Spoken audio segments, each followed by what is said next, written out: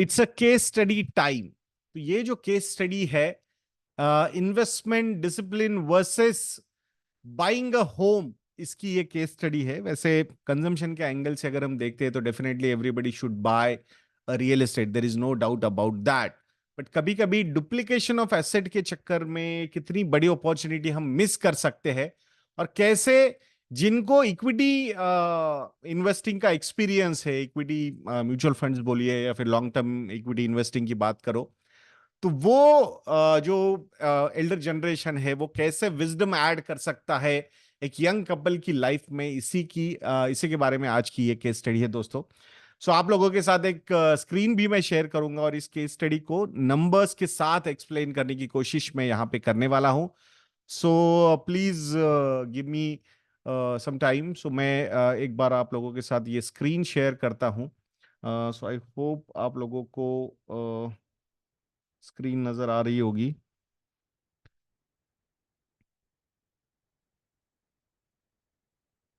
Yes, investment corpus versus buying a home, इसकी एक case study है।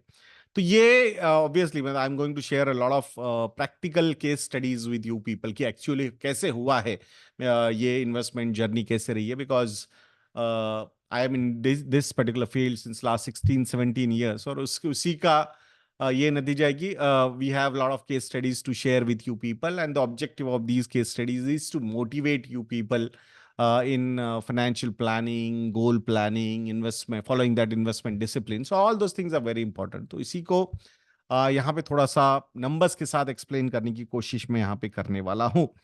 सो ये जो केस स्टडी है वो 2011 की है, 2011।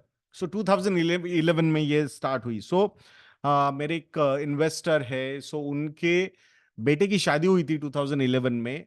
सो बेटा जो है था वो उसका एज, बेटे का एज जो था 2011 में, वो 28 ईयर्स ओल्ड उस वक्त पे 2011 में। Now he is 41 years old. So and उस बेटे की जो वाइफ का एज था इन 2011, दैट वाज 25 ईयर्स ओल्ड। सो ये हस्बैंड एंड वाइफ ऐसा हम यहाँ पे लिखते हैं। सो इन 2011 हस्बैंड की जो सैलरी थी that was around 90,000 rupees per month. So MBA graduate, MBA post graduate from a very big good institute. So 90,000 rupees per month in hand salary उस वक्त थी। एंड बेटी की जो वाइफ थी वो she was working in IT company. So उसकी जो सैलरी उस वक्त पे थी वो थी 50,000 rupees a month. So total जो इनकम था इनका पर मंथ का दैट वाज 1.4 लाख रुपीज। अब इसमें से इनका जो एक्सपेंडिचर था, सो एक्सपेंडिचर पर मंथ जो था वो था around 70,000 rupees per month. So savings, net net जो सेविंग्स हो रही थी इस कपल की, that was 70,000 rupees a month. So obviously young age and एक टिपिकल एक थॉट होता है कि घर लेना है, घर लेना है।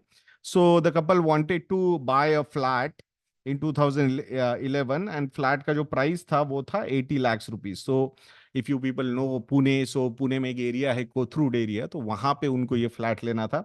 The price was 80 lakh rupees की थी। 2011 की मैं बात कर रहा हूँ यहाँ पे।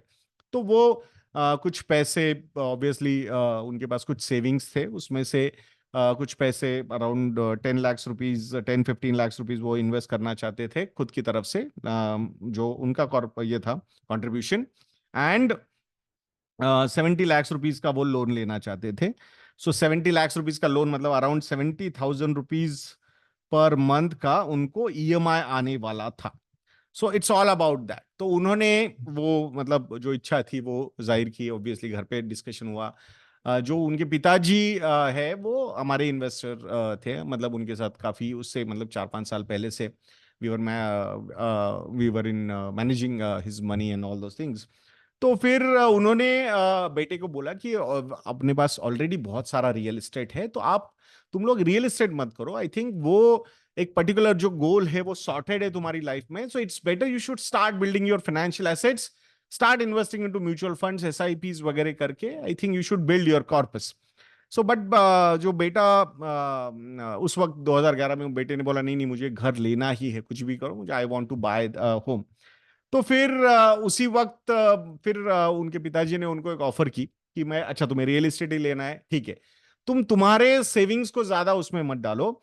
सो मैं काम करता हूँ, हमने अभी एक प्रॉपर्टी, एंसेस्टर प्रॉपर्टी थी कुछ अराउंड 50 लाख रुपीज में उन्होंने सेल की थी, तो ऑब्वियसली उस पे कैपिटल गेन्स वगैरह वो सेविंग के एंगल से उन्होंने बोला कि चलो मैं इसमें पैसे डालता हूँ, सो मेरा भी नाम उसमें रहेगा। एंड बचा हुआ जो कॉर्पस है 80 मतलब 30 लाख रुपीज जो है, उतना तुम लोग लोन ले लो, 30 लाख का लोन ले लो। एंड अराउंड मतलब एक 28,000 रुपीज का उनको कुछ ईएमआई आ रहा था, 28,000 रुपीज पर मंथ का।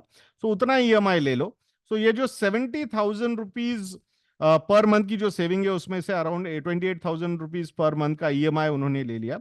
एंड 42,000 रुपीज पर मंथ की उनकी सेविंग होनी शुरू हो गई। तो उन्होंने एक कंडीशन पे ही वो घर के लिए राजी हुए उनके पिताजी, कि ये 42,000 rupees per month you will start saving. So ये आपने सेव करते जाना चाहिए। और उन्होंने एक और भी एक कंडीशन रखी कि एवरी ईयर जो सैलरी राइज है, सो अराउंड 10% का, मतलब थोड़ा यंग एज था तो salary growth was more than that actually, but एक मिनिमम 10% का you should start, you should keep on increasing, मतलब हर साल वो इंक्रीज करना चाहिए, जिसको स्टेप अप बोलते हैं हम, तो वैसा आप करने चाहिए। सो द कपल एग्रीड कि हाँ ठीक है हम ये करते हैं, और इसी की ये सारी ये नंबर्स, ये जो केस स्टडी है उसी के बारे में है।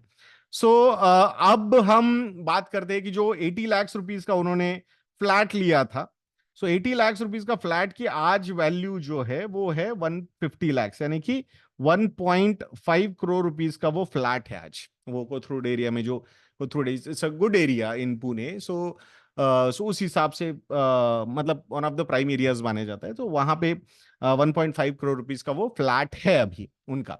ऑब्वियसली उस पर 1-2% की रेंटल यील्ड भी आई, क्योंकि उनको उस फ्लैट में जाके रहना भी नहीं था, because already they have big properties, मतलब उनके मतलब जॉइंट फैमिली ही, मतलब माता जी, पिताजी और बेटा और उसकी वाइफ है ना, बच्चे वगैरह, वो सब एक साथ ही रहते हैं, बड़ा फ्लैट है। तो ये इन्वेस्टमेंट के एंगल से ही लिया था, तो 1-2% का आप रेंटल यील्ड पकड़ लो उस पर, कि पूरे जर्नी में उनको एक 1.5% का पोस्ट टैक्स रेंटल यील्ड आ रहा था। मतलब साल का अगर 80 लाख रुपए का घर हम पकड़ते हैं, तो उस पर आप ऐसा समझ के चलो कि 15,000 रुपए, 10 से 15,000 रुपए के बीच में उनको रेंटल शुरू हुए थे, और अभी that rent is around 20 rent is around 25,000 30,000 rupees per month का अभी भी आता है। तो मतलब 1 से 2% का एक एक्स्ट्रा रिटर्न रेंटल यील्ड के पॉइंट ऑफ व्यू से उनको आ रहा था।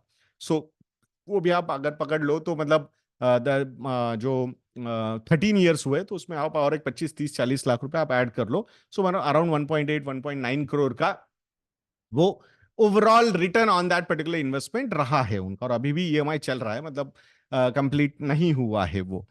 सो अब उस एंगल से मतलब इफेक्टिव वैल्यूएशन पे तो मैं जाऊंगा ही नहीं, कि मतलब कितना लोन बचा है वो भी निकाल देंगे, तो actually it will demotivate a lot of people. So हम ऐसा समझते हैं कि 80 लाख की प्रॉपर्टी 1.5 सीआर की हो गई, एंड मतलब उस हिसाब से अप्रिसिएशन हुआ है, और रेंटल यील्ड भी कुछ मिली है उनको। अब बात ये करनी है हमें कि ये जो 42,000 रुपीज पर मंथ का इनका जो सेविंग था, इसको हमने कैसे कैसे इन्वेस्ट किया, म्यूचुअल फंड्स में इन्वेस्टमेंट्स कैसे हुई, तो कौन सी कैटेगरीज हमने सिलेक्ट की थी।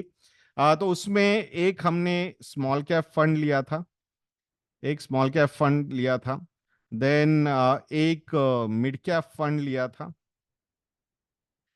एक वैल्यू फंड भी लिया था हमने। मतलब उस वक्त पे वो, मैं जैसे बोला पहले भी, ये वैल्यू फंड्स ऐसा कोई कंसेप्ट नहीं होता था, तो एक वैल्यू, बट अभी वो वैल्यू फंड बन गया, but it was good performing fund.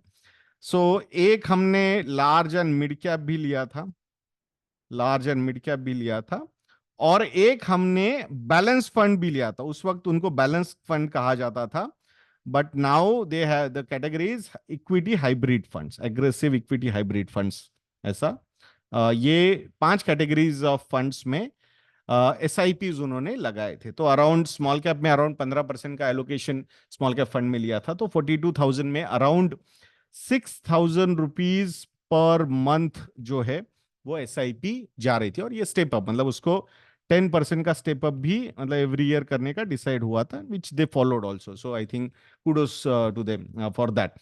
सो ये जो स्मॉल कैप फंड था, इसमें टोटल विथ स्टेप अप जो इन्वेस्टमेंट्स हुए मतलब अभी जो स्टेप अप एसआईपी चल रही है उसमें 6,000 की एसआईपी आज 21,000 रुपीज पर मंथ हो चुकी है। सो 10%, 13 साल वो बढ़ता गया, उस हिसाब से वो 6,000 की एसआईपी आज 21,000 रुपए पर मंथ की है। सो इन दिस लास्ट 13 ईयर्स जो एक्विजिशन हुआ है इस स्मॉल कैप फंड में वो है 18.9 लाख रुपीज का उनका। और इस 18.9 लाख रुपीज की जो आज की वैल्यू है वो है 80.3 लैक्स, 80.3 लैक्स। और करंट एसआईपी जो चल रही है इस फंड में अभी वो है 21,000 रुपीज पर मंथ। सो ये 19 लाख रुपए, ऑलमोस्ट 80 लाख रुपए यहां पे बन गए। This was the story of small cap. Then mid cap fund में भी उन्होंने एसआईपी लगाई थी। The SIP was 9,000 rupees per month, ये भी स्टेप अप में लगाई थी।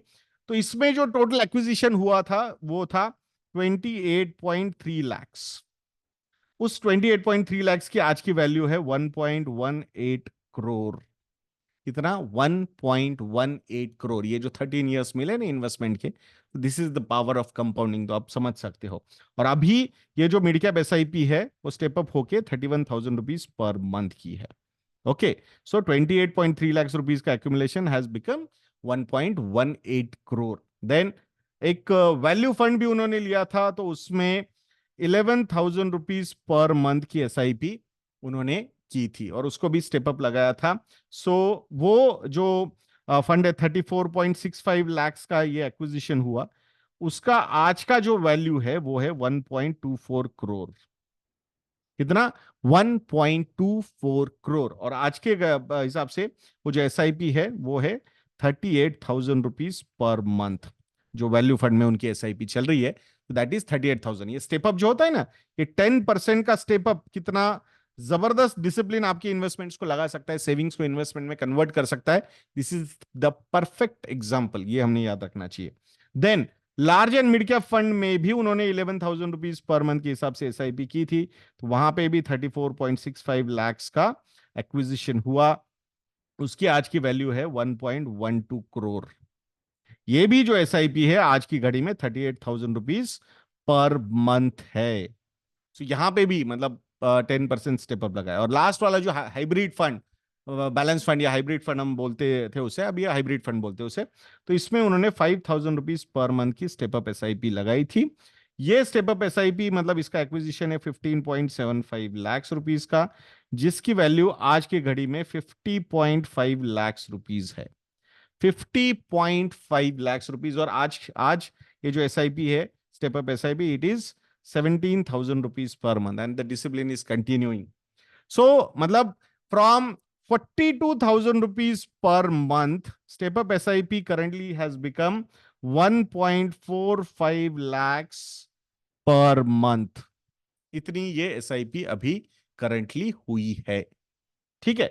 अब ये तो जो पूरी जो इन्वेस्टमेंट की वैल्यू है, सारी टोटल इन्वेस्टमेंट की अगर हम वैल्यू की बात करते हैं, so the current value of total SIPs, this step up SIP investment is 4.84 crore. कितनी वैल्यू है? 4.84 करोड़ की ये वैल्यू है।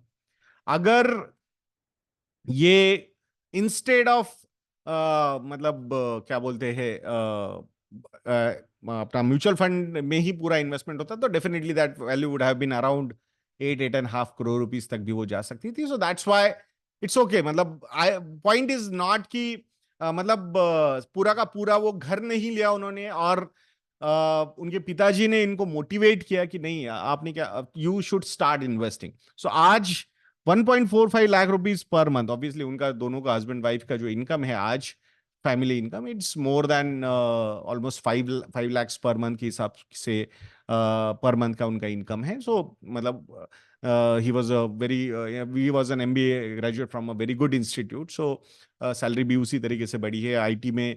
बाकी वाइफ का भी रोल काफी अच्छा इंप्रूव हुआ है। So that's how the salaries have actually increased. So point ये है कि फाइनेंशियल एसेट्स में नाउ वो प्रॉपर्टी तो है ही उनके पास, मतलब इफेक्टिवली दैट प्रॉपर्टी प्राइस, मतलब कुछ अभी भी लोन बचा है, ऑलमोस्ट 7 साल का लोन बचा है। सो उस एंगल से इफेक्टिवली मतलब राइज इतनी ज्यादा उनकी वो प्रॉपर्टी में नहीं हुई है। But still I think it's okay. मतलब एवरीथिंग कैन नॉट बी कि हम ये नहीं बोल सकते कि पूरा का पूरा सिर्फ फाइनेंशियल एसेट से आप बिल्ड कर सकते हो, बट एक डिसिप्लिन पिताजी ने इनके थॉट प्रोसेस में लाया और एसआईपी इन लोगों ने फॉलो की, तो ये कॉर्पस यहाँ पे इनका डेवलप हो चुका है। Obviously there are lot of other goals also, retirement planning, children education planning, उस हिसाब से सारी इन्वेस्टमेंट्स उन्होंने की है, no doubt about that. But एक एसआईपी का डिसिप्लिन, एक स्टेप अप एसआईपी का डिसिप्लिन, 42,000 रुपीज से 1.45 लाख रुपीज धीरे धीरे वो बनते गए, and the corpus is almost 5 crore rupees now, almost 4.84 crore rupees, मतलब 5 करोड़ रुपीज, मतलब 3-4% की मार्केट रैली हो गई तो 5 करोड़ क्रॉस हो जाएगा वो। So I think this is the power of compounding. This is the power of discipline. This is the power of starting early. So ये सारी चीजें बहुत ज्यादा इंपॉर्टेंट है दोस्तों। सो इसको कभी भी इग्नोर मत कीजिएगा। Investing as early as possible with proper financial planning, savings को इन्वेस्टमेंट में कन्वर्ट करना।